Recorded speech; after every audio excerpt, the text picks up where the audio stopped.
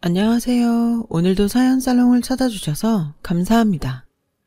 현재 의사로 일하고 있는 늦가기 새댁입니다. 말이 새댁이지 저는 사실 일 때문에 제대로 집안일은 돌보고 있지 못해요. 대신 마음씨 착한 남편이 집안일을 도맡아 해주고 있죠. 저는 친정 부모님이 안 계세요. 하지만 너무나도 소중한 분이 제 곁에 계시는데요. 저의 마음속 엄마인 그분은 바로 시어머니세요. 그분에게 저의 마음을 전하고 싶어 이렇게 사연을 보내게 되었어요. 알고 보니 시엄마가 이곳 애청자시더라고요. 저는 어릴 때부터 불우한 가정에서 자랐어요. 제가 기억하는 아빠는 항상 대낮에 술을 드셨어요. 그러니 초저녁엔 이미 만취가 되어 있는 날이 많았고요. 엄마가 퇴근 시간보다 조금이라도 늦으면 아빠는 엄마를 의심하며 거칠고 긴 싸움이 시작되었죠. 제 밑으로 8살 아래 남동생이 있었어요. 그렇다 보니 저는 불우한 가정에서 어린 동생을 챙겨야 했고 엄마와 아빠의 싸움이 있는 날에는 매일 폭풍이 잠잠해지길 숨죽여 기다려야 했어요.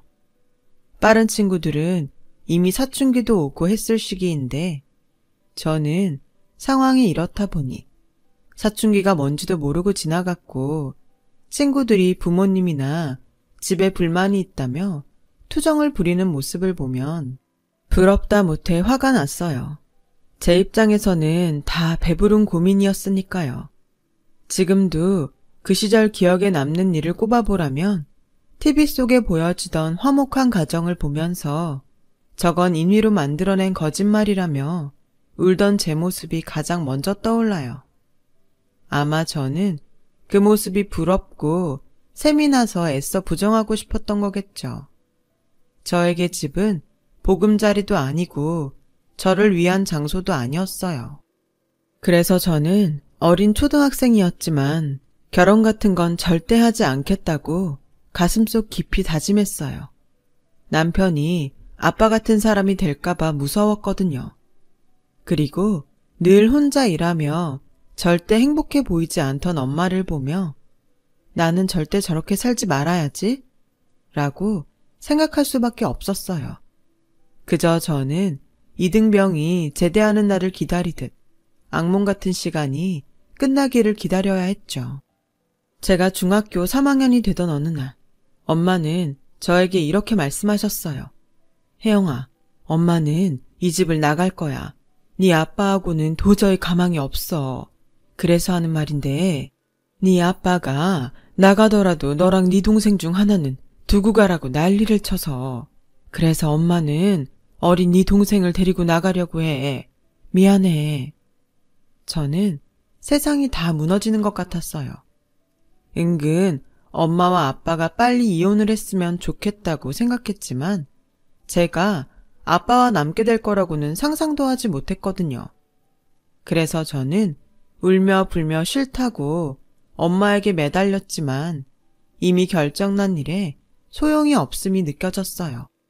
그래서 저는 진짜로 엄마가 동생만 데리고 나간다면 집을 나갈 생각을 했고 언제고 학교 가는 길에 나갈 수 있도록 준비를 해놨는데요.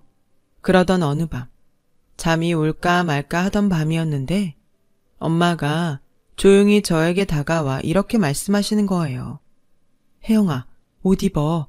나가자. 엄마는 제가 매달리고 또 집을 나갈 계획이라는 것을 이미 눈치채셨는지 준비한 가방을 가지고 나가자고 하셨어요.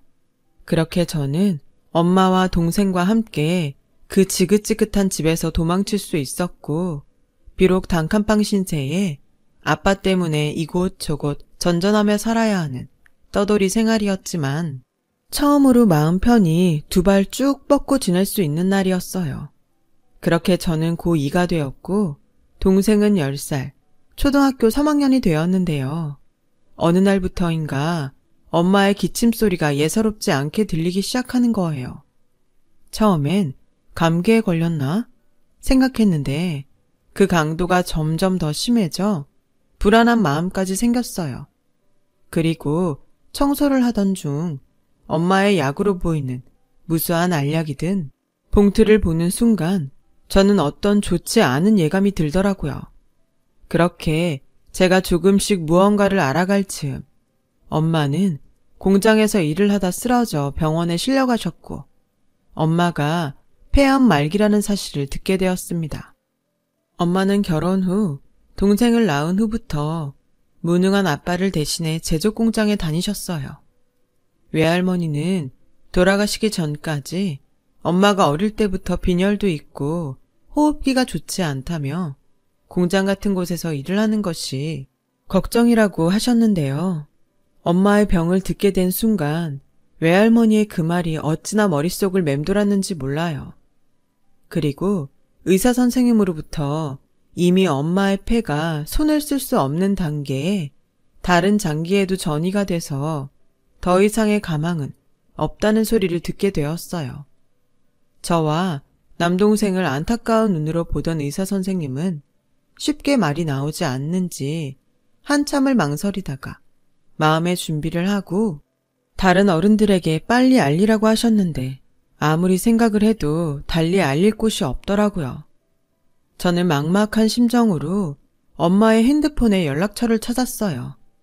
그리고 채 10명도 저장되어 있지 않은 엄마의 핸드폰 속 연락처를 보게 되었고 그중 그래도 유일하게 친구로 보이는 내 친구 유미라는 이름이 보여 저는 떨리는 손으로 그 번호에 전화를 걸었어요.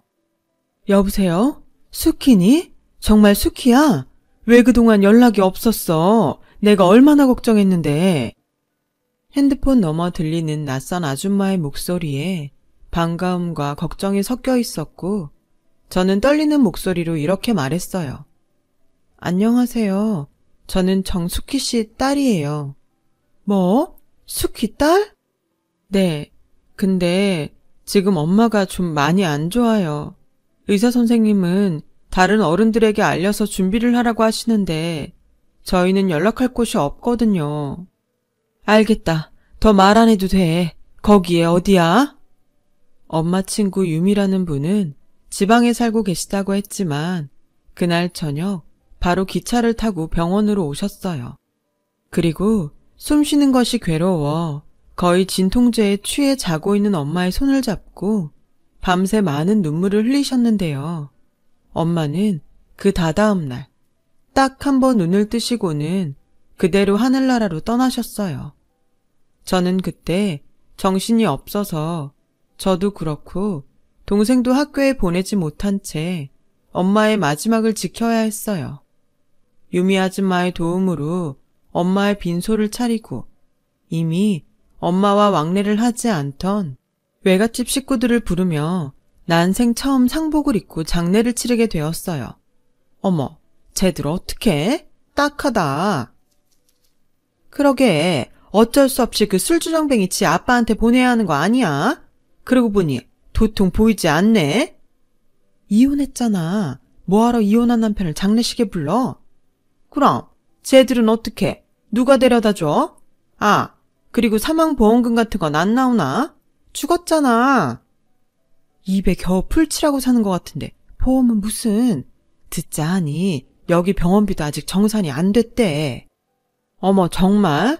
이러다 코 끼는 거 아니야? 어쩐지 오기가 싫더라. 조의금 들어온 거로 어떻게든 하려는 거 아닐까? 그러니까 우리는 상황 봐서 얼른 빠지자. 괜히 가족이라고 얼마씩 내라고 하면 어떡해. 저는 제 귀에 또렷이 들리는 대화들에 가시방석에 앉아있는 것 같았어요. 게다가 동생이 그 말을 듣고 저에게 누나, 우리 이제 아빠랑 살아야 해? 아빠가 우리 도망 나왔다고 괴롭히면 어떡하지? 라고 울면서 걱정하는데 그 순간 배려라고는 없는 가족 혹은 친척이라는 그 사람들이 참 밉더라고요. 그런데 그때 어떤 희망의 목소리가 들려왔어요. 저기요, 그런 소리는 나가서 하실래요? 여기 영정사진에 아직 애들 엄마가 있고 애들이 다 듣고 있어요. 어머, 별꼴이야? 누군데 오지랖이에요? 저 수키 친구예요. 제일 친한 친구. 아, 대구로 시집갔다는 그 친구? 아주 우정이 눈물 나네. 우린 가족이에요. 남겨진 애들 걱정하는데 뭐가 잘못됐어요? 괜히 가족 일에 끼지 말고 육개장이나 먹고 돌아가요. 유미 아줌마가 나서자 외숙모들은 목에 핏대를 세우며 싸우기 시작했고, 저는 그때 무슨 정신이었는지 저도 모르게 그 싸움판에 끼어서 더 큰 목소리로 이렇게 말했어요. 그만들 하세요. 저 외숙모들한테 절대 도와달라고 안 할게요. 그러니까 불쌍하다느니 아빠한테 보낸다느니 그런 말 하지 마시라고요. 어머, 쟤 지금 뭐래? 지 엄마 닮아서 아주 싹수가 노랗네? 야, 우린 어른으로서 그리고 가족으로서 네 남매를 걱정하는 거야. 아무리 네가 도움을 안 받겠다고 큰 소리 쳐도 니네들은 다 미성년자고 우리가 나서지 않으면 안 되는 게 있다고. 상황 봐서 내빼는 게 나서는 겁니까? 얘네들은 내가 알아서 해요. 내 친구 자식은 내 자식이기도 하니까. 아니, 타에는 좀 빠지라고요. 우리가 아무리 막 나가도 댁 같은 남한테 애들을 맡기겠어요? 당신이 어떤 사람인 줄 알고. 그쪽이 맡으실 거 아니면 가만 계시라는 소리예요. 적어도 전 댁같이 장례식장에 예의도 모르고 애들 가슴에 상처 주는 그런 사람은 아니니까. 아, 그러세요? 어머, 대단한 우정 나셨네. 그럼 우리는 빠질 테니까 알아서 해요. 단, 문제가 생겨도 우리 책임 아니니까 그것도 명심하고요. 외숙모들은 그렇게 말하고 잘 됐다는 듯 장례식장을 나가셨어요. 외숙모들이 나가자 삼촌들도 난처한 얼굴이었고, 그날 저녁부터 삼촌들의 모습은 보이지 않더라고요. 어쩔 수 없이 가족도 아닌 타인의 손에 발인이 진행되었죠. 저는 엄마를 낙골당에 모시고 당장 오늘부터 동생과 어째야 하나 고민할 수밖에 없었어요. 그때 외숙모가 말했듯 돈 문제도 걱정이었고요. 그래서 장례식 절차가 끝나는 대로 병원과 장례식장을 찾아가 사정을 좀 해볼까 용기를 냈는데, 들려온 대답이 저를 그 자리에서 얼게 만들었어요. 이미 계산 다 끝났는데? 그러니까 절차가 진행됐지. 사복 입고 말라서 머리 짧으신 분 계셨잖아, 왜? 여기 계속 계셨던 여자분 말이야. 그분이 다 결제하셨어. 유미 아줌마였어요. 저는 어떤 우정이면 이럴 수 있을까? 차마 일어난 현실인데도 믿을 수가 없었죠. 제가 동생을 데리고 집에 가려는 그때 유미 아줌마는 저에게 이렇게 말했어요. 혜영아, 내가 진짜 고민을 많이 했거든? 근데 이것밖에는 떠오르지가 않아. 너랑 네 동생 나랑 대구에 내려가서 같이 살지 않을래? 저는 대답이 선뜻 나오지 않았어요. 뜻밖의 말이기도 했고, 또 이렇게까지 신세를 져도 되나 염치가 없게 느껴졌거든요. 하지만 어떻게든 엄마를 잘 보내주신 이 은혜는 갖고 싶었죠. 이대로 헤어지면 그런 기회조차 쉽지 않겠다는 생각에 저는 고개를 끄덕였어요. 그리고 내심 속으로 이 아줌마는 부자인가? 그러니까 돈도 다 내주고 우리까지 같이 살자고 하는 게 아닐까? 라는 생각을 했습니다. 아줌마를 따라 집에 도착했을 때 차마 입을 다물지 못했어요. 아줌마는 상가 건물에 딸린 옥탑방에 살고 계셨어요. 살림살이를 봐도 전에 엄마와 살던 그 모습과 크게 다르지 않았고, 이런 집에 우리까지 신세를 지는 게 맞을까? 저는 당황했었죠. 저희 진짜 여기 있어도 돼요? 왜? 집이 너무 좁아서 그래? 아니, 그게 아줌마도 힘드신 것 같아서요. 아, 솔직히 아니라고는 말 못하는데 그래도 나랑 살자. 내가 니네 외숙모들한테 큰소리 친 것도 있고 숙희 그 기집애 생각하면 내가 니들을 어떻게 모른 척해. 이건 비밀로 하려고 했는데 병원에서 딱 한 번 네 엄마 깼을 때 나한테 고맙다고 하더라. 내가 뭘 어쩔지 지가 어떻게 알고. 하여간 니네 엄마는 사람 다루는 데는 선수야, 선수. 에이, 아줌마가 마음이 약한 거죠. 아무리 친해도 누가 그래요. 내가 나랑 네 엄마가 보통 친했는 줄 알아? 우린 대신 죽으라고 하면 기꺼이 죽을 만큼 친해. 저는 이해가 가지 않았어요. 세상에 그런 감정이 어떻게 존재할 수가 있죠? 사실 지금도 그때의 그 말을 떠올리면 소름이 끼칠 만큼 기분이 이상해요. 그 후 유미 아줌마는 저희 남매에게 엄마 같은 존재로 저희의 이모가 되어주셨습니다. 함께 지내면서 유미 이모한테도 이혼을 하고 하나밖에 없는 아들을 두고 낳을 수밖에 없었던 사연이 있다는 걸 알게 되었어요. 진짜 내 친구지만 수키는 대단해. 어떻게 하나도 아니고 니네들 전부를 데리고 나올 수 있지? 난 하나 있는 것도 못 데리고 나왔는데. 제가 매달렸어요.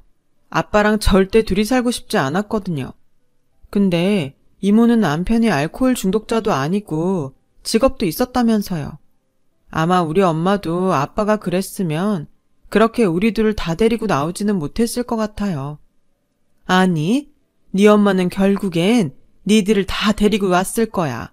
걔 마음이 많이 약하거든. 나는 사실 니네 엄마랑 처음부터 좋지는 않았어.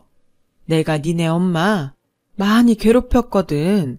자기도 가난한 집 딸이면서 공부도 잘하고 성격도 바른 게 영 재수가 없었어. 이모도 어린 시절이 힘들었어요? 살기 싫을 만큼. 그래서 한 번은 학교 옥상으로 올라간 적이 있어. 우리 동네에서 가장 높은 건물이 우리 학교였거든? 근데 그렇게 내가 괴롭혔던 니네 엄마가 몸을 날려서 날 막더라. 살다 보면 좋은 날이 온다고. 지금은 어쩔 수 없는 터널이라고. 그때는 그냥 니네 엄마가 하는 말이 무슨 말인지도 모르겠고 그냥 짜증이 났는데 시간이 지나고 조금씩 내 사정이 좋아지니까 그때 잘못된 선택을 하지 않은 게 얼마나 다행인지. 니네 엄마가 너무 고맙더라고. 그래서 그 뒤로는 가장 친한 친구가 됐어. 그냥 내 스스로 생명의 은인이다 라고 여겼지. 그렇게 한 3년인가 4년을 친자매처럼 붙어 다녔는데 내가 대구로 오게 되면서 헤어지게 됐어. 왜요? 집 나간 엄마가 같이 살자고 했거든.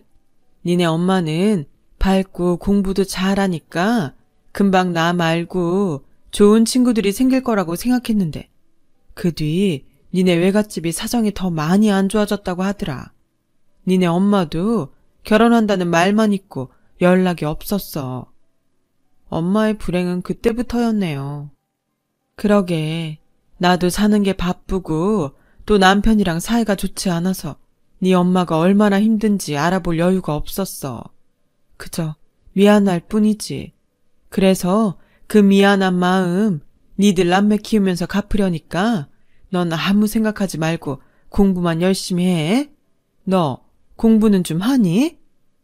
이모는 대뜸 저에게 그런 질문을 하고 심히 많이 궁금한 얼굴을 했어요. 저는 집안 형편 때문에 그 흔한 학원은 가지 못했지만 나름 머리가 좋다고 자부는 했었는데 최근 들어 학교에 못 갔으니 이걸 잘한다고 해야 될지 몰라서 대답을 못하고 있었죠. 저희 행동에 이모는 알았다는 듯 하며 지나가는데 은근 자존심이 상하더라고요. 좀 해요, 공부. 그래? 정말? 그럼 넌 꿈이 뭐야? 의사요. 의사? 너 진짜 공부 잘하는구나. 좋았어. 앞으로 네 뒷바라지는 내가 할 테니까 네 동생 걱정하지 말고 넌 공부만 해. 조카딸 의사 한번 만들어 보자. 이모는 마치 신이 나는 듯 그렇게 옥상에서 큰 소리로 말했어요. 저희 엄마와 완전 다른 성격의 이모를 보면서 저는 처음으로 어른의 울타리에서 보호받는다는 느낌을 받았어요. 정말로 의사가 돼서 돈을 아주 많이 번다면 이모에게 가장 먼저 은혜를 갚겠다고 다짐하며 한눈 팔지 않고 오로지 공부에만 매달렸어요. 그 결과 저는 전학생인데도 불구하고 전교 1등을 했죠. 고3 수능을 보던 그 해, 높은 상위권 성적으로 서울대 의대에 합격했습니다. 이모는 남동생을 맡을 때니 저에게 서울로 올라가 아무런 걱정하지 말고 의사 공부를 하라고 또 저에게 모든 지원을 해주셨어요. 이모는 당시 식당 일을 하시고 또 집에서는 부업을 하시며 제대로 잠도 자지 못하는 생활을 하셨는데요. 대출까지 받아 저의 서울집 보증금을 마련해 주시니 너무 감사한 마음이었죠. 이걸 내가 어떤 마음으로 살면서 어떻게 다 갚나 싶어 미안해서 눈물만 흘렸어요. 그래서 그 후 동생에게 늘 누나가 자리 잡으면 데리러 올 거야. 그때까지 이모 힘들게 하지 말고 누나가 데리러 올 때까지 공부 열심히 하고 있어. 라고 귀에 딱지가 앉을 정도로 매일 말했는데 동생도 눈치가 백단이라 저와 떨어져 지내는 동안 공부를 열심히 하며 이모가 힘들지 않게 집안일을 도맡아 했더라고요. 그렇게 저는 본격적으로 의사가 되기 위해 공부를 했어요. 대학 6년 장학금을 받기 위해 잠도 거의 자지 않고 공부를 했고 또 틈틈이 과외도 하면서 돈도 벌었죠. 그래서 레지던트와 전공의를 하게 되면서부터는 이모에게 경제적인 신세를 면할 수 있었습니다.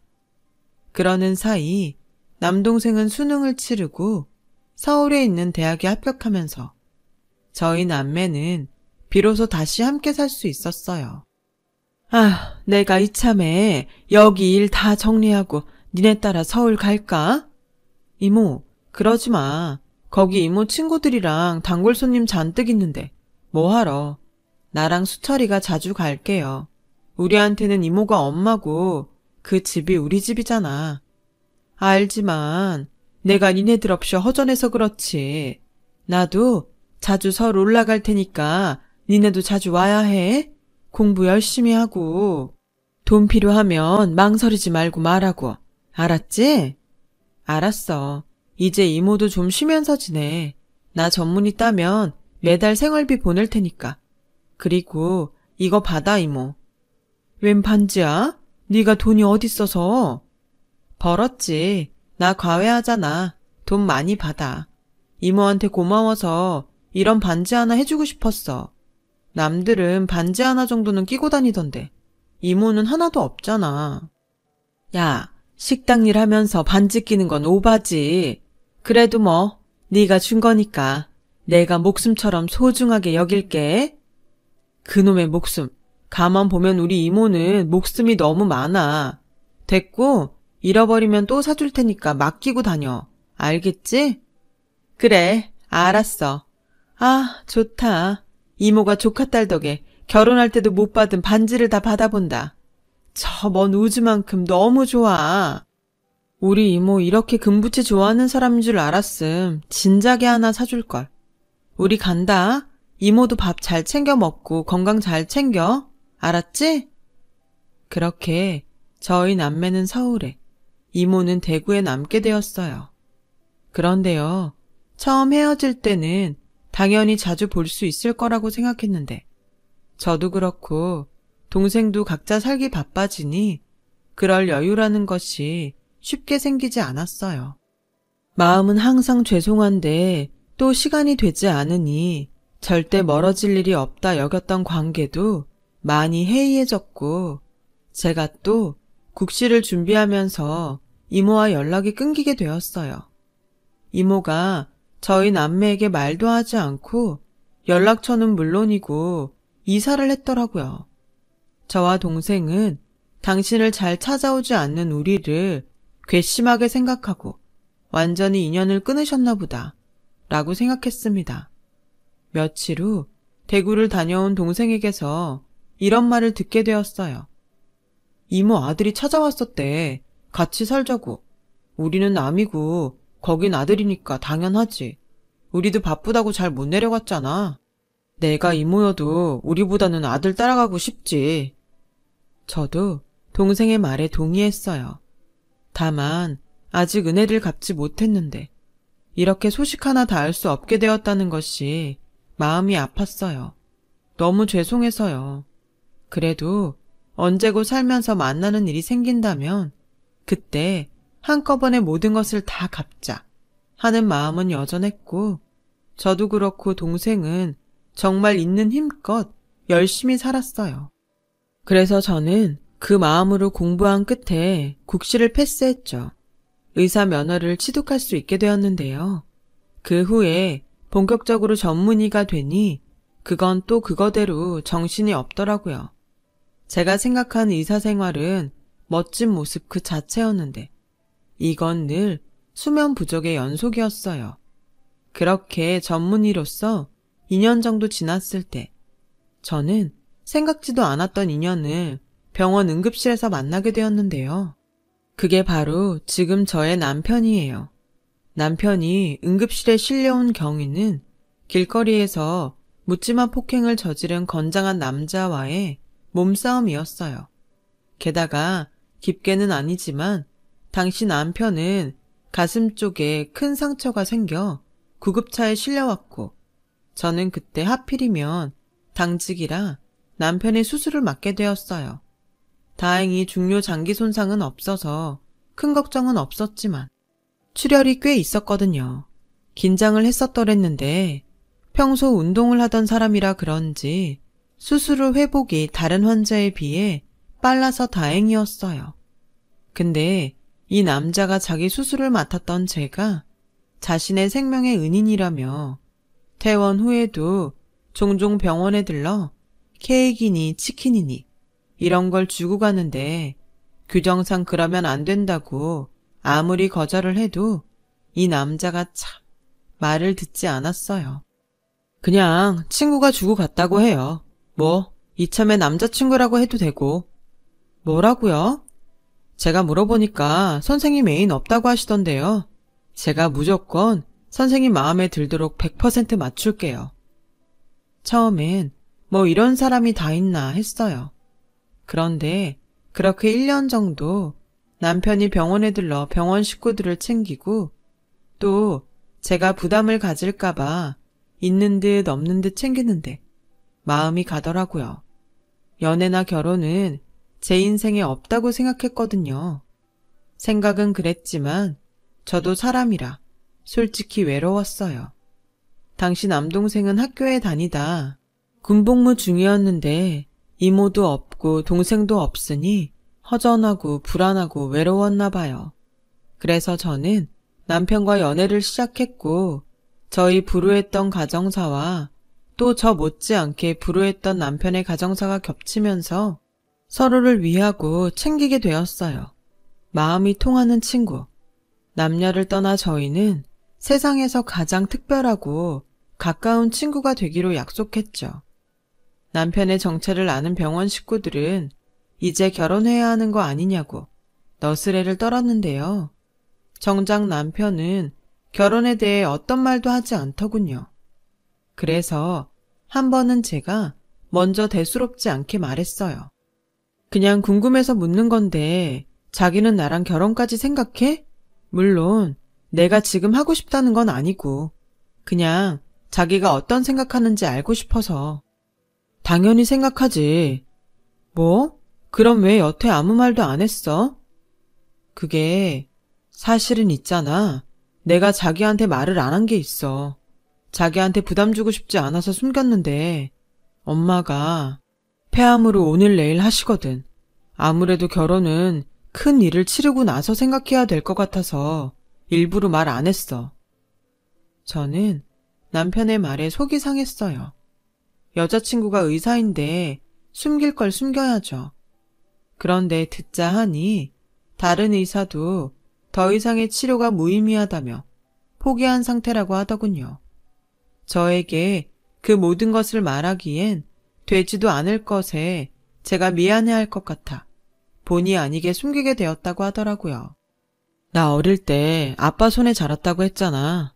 엄마가 늘 보고 싶었어. 그래서 성인이 되고 아빠가 절대로 안 된다고 했는데 수소문해서 엄마한테 갔다? 어색할 줄 알았는데 너무 좋더라고. 근데 이미 그때부터 엄마는 좀 안 좋으셨어. 자식인데 어떻게 내 손으로 고쳐드리겠다고 했는데 쉽지 않더라. 그래서 나 솔직히 일부러 자기한테 접근한 것도 있어. 자기가 나한테 도움이 좀 될까 하고. 근데 엄마는 계속 나빠지고 다른 의사분이 어렵다고 하니까 포기가 되더라. 아니, 엄마가 너무 힘들대. 이제 그만하고 싶대. 그래서 얼마 전에 지방에 있는 요양병원으로 옮겨드렸어. 나 불효자지? 저는 자책하는 남편을 제 작은 품에 꼭 안아줬어요. 이렇게 속 깊고 다정한 아들이 어딨냐고 남편을 위로했고, 병원 진료가 없던 날 남편을 따라 남편의 어머니를 뵈러 요양병원에 갔어요. 그리고 병실 문이 열리는 순간 저는 망치로 머리를 세게 얻어맞은 듯 충격을 받게 되었답니다. 가쁜 숨소리, 뼈가 보일 정도의 마른 상태, 그리고 한 번도 잊은 적이 없던 이모가 저 멀리 우주만큼 좋아했던 제가 사준 반지. 저는 남편의 어머니가 유미 이모라는 사실에 정말 놀랐고, 곧 한눈에 봐도 힘든 상황의 이모를 보며 그대로 평정심을 잃고 담당 의사를 만나야겠다고 흥분하며 말했어요. 자기야, 왜 그래? 전에 내가 말했는데 내가 우리 엄마 돌아가시고 엄마 친구분 손에 자랐다고 했잖아. 그 사람이 당신 어머니셔. 뭐? 난 그냥 우리가 괘씸해서 아들 따라간 줄 알았는데 이미 그때부터 아프셨던 거야? 그때는 이 정도까지는 아니었지만, 근데 혼자 사는 것처럼 보였는데 엄마가 계속 다른 데 가서 살자고 하시는 거야. 내가 왜냐고 물어보니까 조카가 알면 안 된다고 했는데, 그럼 그 조카가 저와 남동생이었던 것을 저는 한참이 지나서야 알게 되었어요. 이모는 혹여 저희 남매에게 짐이 될까 스스로 자취를 감췄고, 어리석게 저희 남매는 아들이 나타나 괘씸한 우리를 버리고 아들을 따라갔다고 여겼으니 불효자는 남편이 아니라 저와 제 동생이었습니다. 저는 그 후 이모의 주치의를 만났고, 참 아이러니하게도 저희 엄마와 똑같은 상태임을 확인할 수 있었어요. 하지만 그때와 지금은 달랐죠. 저는 엄마 때문에 호흡기 내과 전문의가 되었기에 이모의 병을 맡을 수 있었어요. 완치는 몰라도 포기하기엔 제가 너무 간절했기에 저는 이모의 주치의를 설득해 이모를 제가 일하는 병원으로 옮겼어요. 그리고 가족을 살린다는 마음으로 제 모든 것을 걸었습니다. 저는 이모의 어쩌면 마지막이 될 수술을 진행했어요. 남편조차 결정이 쉽지 않았던 수술이었죠. 하지만 저는 이상하게도 자신이 있더라고요. 마치 돌아가신 엄마가 도와줄 거라는 이상한 믿음이 생기면서요. 정말 수술은 걱정했던 것과 달리 아주 잘 끝날 수 있었어요. 그리고 며칠 후 이모는 의식을 회복했어요. 이모는 우는 당신의 아들을 알아보고 괜찮다고 토닥이는데, 이윽고 저의 얼굴을 본 순간 입꼬리를 심하게 떠시고는 저에게 오라며 손짓하시더라고요. 저와 남편은 그렇게 엄마 그리고 이모의 품에 안겨 한참을 울었어요. 그리고 이모의 소식을 들은 남동생까지 모여 저희는 매일 가족이라는 이름으로 이모의 병실에 머물렀어요. 이윽고 저는 결혼식은 나중으로 미루고 남편과 혼인신고를 먼저 하게 됐어요. 결혼식은 시어머니가 회복되면 정식으로 하기로 하고요. 그리고 남편이 지내는 곳에서 일단 신혼살림을 먼저 차렸는데, 저는 거의 병원에 살다시피 하고 또 진료가 없는 날엔 이모의 병실에 있는 경우가 많아 남편이 조금 서운해 하더라고요. 그래서 요즘은 집에도 종종 가고 또 남편에게 아내 노릇도 조금씩 해보려고 하는데, 솔직히 제가 다른 건 다 잘해도 살림은 영 소질이 없는 것 같아요. 괜찮아. 이모가 퇴원하면 이모가 다 맡아서 할게. 그리고 우리 종현이가 은근히 손이 야물어. 살림을 곧잘 하더라고. 난 뭐든 잘하는 사람이 하면 된다는 주의니까 너 절대로 스트레스 받지 마. 야, 나 같은 시어머니가 또 어디 있냐? 안 그래? 그러니까 이모 같은 시어머니가 어딨냐고. 병원에 나일론 환자라고 소문이 다 났어. 그러니까 얼른 퇴원하세요. 그리고 우리 예전처럼 같이 살자. 같이 살긴 니네 신혼인데 따로 살아야지. 너희 둘만 살아. 싫어. 난 이모, 아니 엄마랑 살 거야. 그동안 못한 거 다 하고 살 거야. 이미 내 목숨 네가 구했는데 난 너한테 넘치게 다 받았다. 이렇게 모녀가 돌아가면서 사람을 살리면 나는 어쩌라는 거냐? 어쩌긴 건강하게 오래오래 사시면 되지. 수철이도 이모 일이라고 하면 난리야. 우리 어머니 오래오래 사셔야겠어요. 그 효도 다 받으시려면. 이모는 제가 좋아하는 그 특유의 화통한 웃음소리를 내며 웃으셨어요. 지금 생각해보면 모든 것이 다 기적처럼 느껴져요. 제가 처음 이모에게 연락한 그날부터 남편을 만난 것까지. 어쩌면 신이라는 존재는 정말 있는 게 아닐까요? 그래서 불행하게 산 저와 남편을 이모라는 은인을 통해 맺어주신 게 아닐까? 저는 종종 생각하게 됩니다. 이모, 앞으로 오래오래 저와 그리고 우리 가족과 함께해요. 이모는 저에게 생명의 은인이라고 하지만 저의 생명의 은인은 이모예요. 평생 엄마처럼 따르고 효도할게요. 사랑합니다. 저 먼 우주만큼. 지금까지 제 사연 들어주셔서 감사합니다. 이모와 그리고 남편과 행복하게 살게요. 사연 들어주신 여러분들도 건강하고 행복하세요. 여러분, 사연 댓글에 응원과 현명한 조언 부탁드려요. 좋아요와 구독은 저에게 큰 힘이 됩니다. 오늘도 좋은 일 가득하세요.